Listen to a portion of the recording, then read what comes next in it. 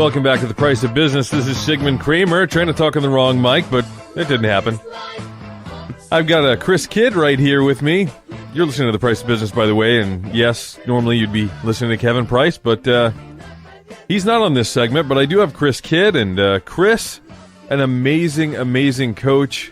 Not really a professional athlete coach, but in a way he is, because he may not coach a team, but he does coach individuals after they've left those teams. And, well, Chris, I'll let you tell the listeners more about what you do. How are you doing today? Good. And sometimes before they get to the team. That's right. Preventative medicine is always the best. I'm a financial coach. I work with individuals, business owners, athletes, all kinds of people with different backgrounds, and basically just to help them with their finances, their financial intelligence, so to speak, make better money management decisions, build their wealth. Sometimes build common sense. Well, common sense is not common. That's so right. It's really easy to, even, a guy that our guest played with, Michael Jordan, had a private coach that he used to work out with all the time, and maybe we can ask him about that. But anyhow, a lot of times you need some sort of a coach to keep you on track for where you're trying to go. So that's basically what I try to do with my clients. Well, where can people find out more information about you before we introduce your guest? Really easy, chriskidd.com, chriskidd.com. Excellent. Well, you've got a wonderful guest, as always. Tell us about your guest today. My guest today is Trent Tucker. He's a former NBA player and played with the Knicks and I believe the Spurs, and then he played with Michael Jordan and the Bulls for their 92-93 season, I believe, for the one of the championships there. And that was when I was a huge. I've always been a huge fan, but that was my team. It was hard not to root for the Bulls during that period of time. I'll tell you that. Yeah, so today Trent is the athletic director for I believe all the Minneapolis schools in Minneapolis, Minnesota, and also runs a great charity foundation. So good to have you on, Trent. Hey, thanks for having me. So give us a little bit about your background, your playing days, and some of the things that you learned while you were in the league that has carried over to, I guess I would say, regular life. As a young kid, growing up in Flint, Michigan, basketball was always a huge part of my life. And at a young age, I was lucky enough to have great mentors around me and also in a great family situation, to kind of put me on the right path to think about something beyond the environment that I grew up in, and realizing that the basketball used in the right way, could put me on the right track to some of the things I wanted to achieve in life. And it led me to the University of Minnesota, where I played college basketball there for 4 years. Then I had the great fortune of being drafted to the NBA in 1982. And as you mentioned, to finish off my NBA basketball career, playing with a great team like the Chicago Bulls was the icing on the cake. But during that time, I had so many good teachers, who taught me so many other important things outside of basketball, how that I could be involved and to give back to certain causes, that could help people who were less fortunate. And by having those people in place, led me to develop certain types of foundations where I could work with different type of organizations, that could put people in a better place. Well, yeah, let's talk a little bit about that. You have your foundation. Tell everybody what the name of that is and what you do, and how did that come about? My foundation has always been centered around education and working with middle school kids, to get them to think about, being prepared for college. It's all about college awareness and getting, young people on the right track to think about the importance of academics. We talk about the sports game, and sports has played a huge part of my life, but if your academics are not in place today, it's hard for you to be a part of a sport team. And your education is something that is going to extend much longer than your sporting career. And education is going to open up so many more doors, and try to encourage kids and families now to think about the academic side and what the possibilities are down the road. So I've been fortunate enough, to have a great staff of people who have worked with me throughout the years to make sure that we're in a position where we can put young people on the right track to success. Yeah, education's absolutely important, and not even just the book stuff, but really learning how to apply it. I know I tell my son, my oldest boy, that all the time.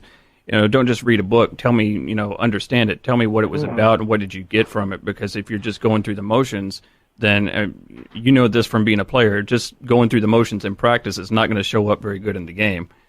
Right. And I've been lucky enough, I had, good teachers outside of the game from a financial standpoint. My agent, he was very well diverse in how to help me grow outside of the game. And he, when we come into the game as young athletes at the professional level, we don't know a lot about finances. There's a lot of money there. Right. And we know we can spend it. We can buy just about anything that's in front of us, but putting money away, saving money, building that portfolio when the game is over so that you can still live the lifestyle that you're currently living as a player. And I was lucky enough to have a guy in position, who taught me some of those things. But the most important part of it, I had to listen.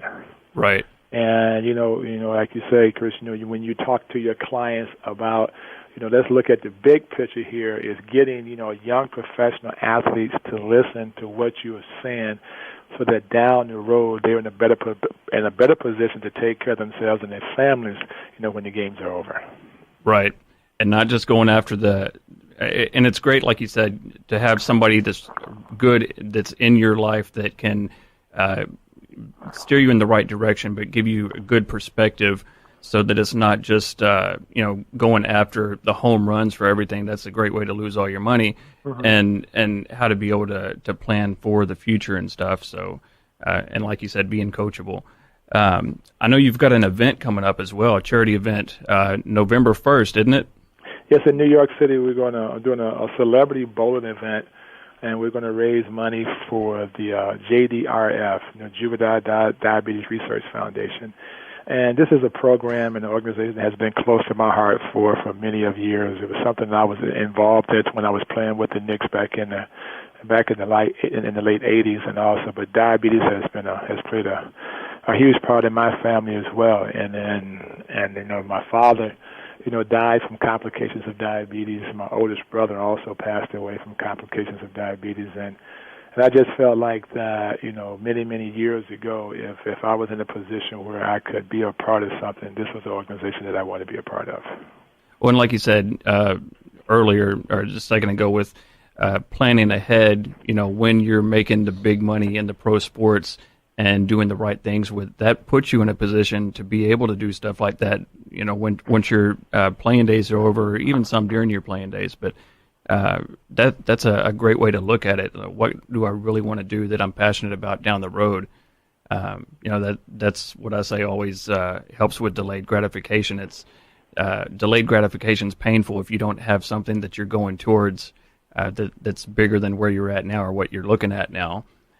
And I've been blessed, and the good Lord has put me in a position, to have a wonderful life, and all the people who are in my life that they helped me get to this point. And I always ask them, I said, how could I ever repay you guys back for the things that you have done for me along this journey? And they said, we're not looking for a monetary value in return. Just pass on the knowledge. And if you're ever in a position where you can pass on the knowledge, to help somebody else, to give them a different outlook on a situation that they might be struggling with and put them on the right track, that would be good enough for us. Well, with your event coming up next month, I believe, is National Diabetes Awareness Month, isn't it? It is. So that's pretty good timing. How can people find out more about your charity foundation and things that you're doing? They can go to nyc.jdrf.org,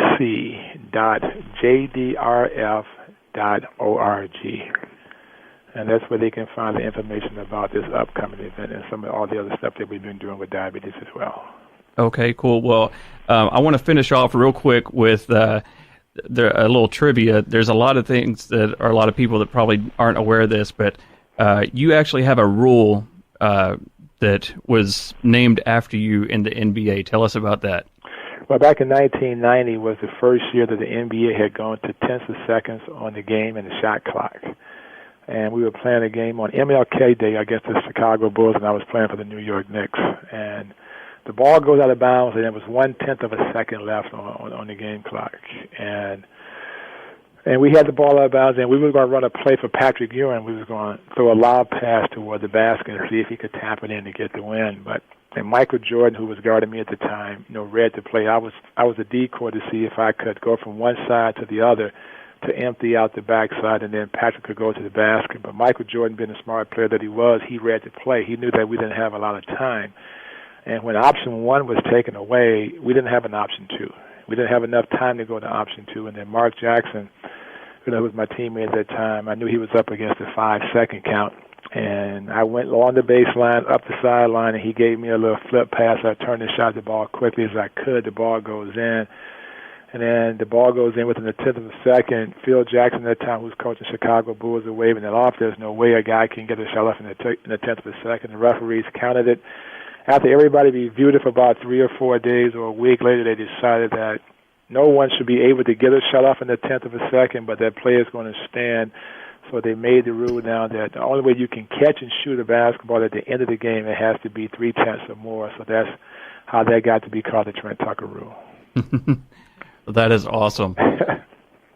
Well, I know we're about out of time on being cut off here. Yeah, we hate to. I'd love to hear more NBA stories. Trent, thanks so much for joining us today, and Chris Kidd, thanks so much. Trent, where can we find out more information about you? You can find out more information about me just at Trent Tucker. Kind of all over the place. So also you can find stuff me about the Minneapolis public schools. Also, that's where this is something being dear to my heart now, getting back into a public school setting and just working with kids all up from different walks of life. So that has been a lot of fun for me. That's awesome. And Chris Kidd, how do we get more information about you, buddy? Just go to chriskidd.com. And you can find me on Facebook and Twitter, too, just by typing Chris Kidd. All right, guys. Thanks so much. Trent, thanks Chris. No problem. This is Sigmund Kramer. You're listening to The Price of Business. You'll be listening to more in just a moment.